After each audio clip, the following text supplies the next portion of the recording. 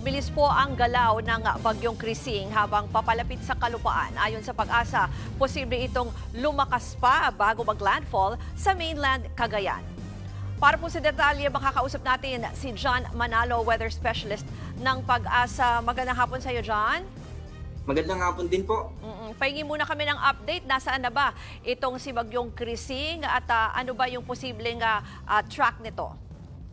Sa kasalukuyan ay nasa 520 kilometers po ito, silangan or east ng Sorsogon or east ng Bicol region. Sa kasalukuyan, ito ay nagmumove pa northwest, papalapit dito sa northern part ng ating bansa, sa northern Luzon, at ito ay may bilis na 25 km per hour.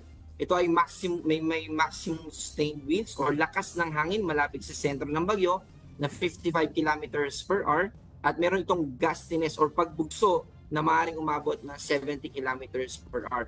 Nakikita natin na bukas ay mas lalapit pa ito sa ating kalupaan at inaasahan natin na maglalandfall ito sa northern tip ng Luzon at nakikita natin na mas marami pa yung maapektuhan bukas at sa Sabado. John, sa ngayon ba ilan yung mga probinsya na nagtaas na kayo ng with the signal?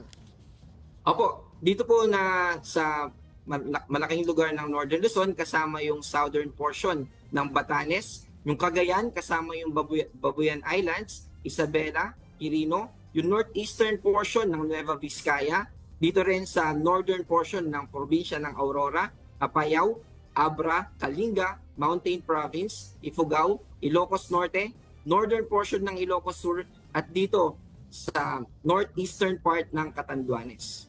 Yung binanggit mo na posible nga yung mag-landfall doon sa northern tip ng Luzon. Pag ganyan ba, inaasahan na lalo pa yung papalakas para lang mapaghandaan ng ating mga kapatid bukas, no? At saka ano yung mga lugar na talagang pwedeng makaranas ng malalakas na pag-ulan or matutumbok? Opo.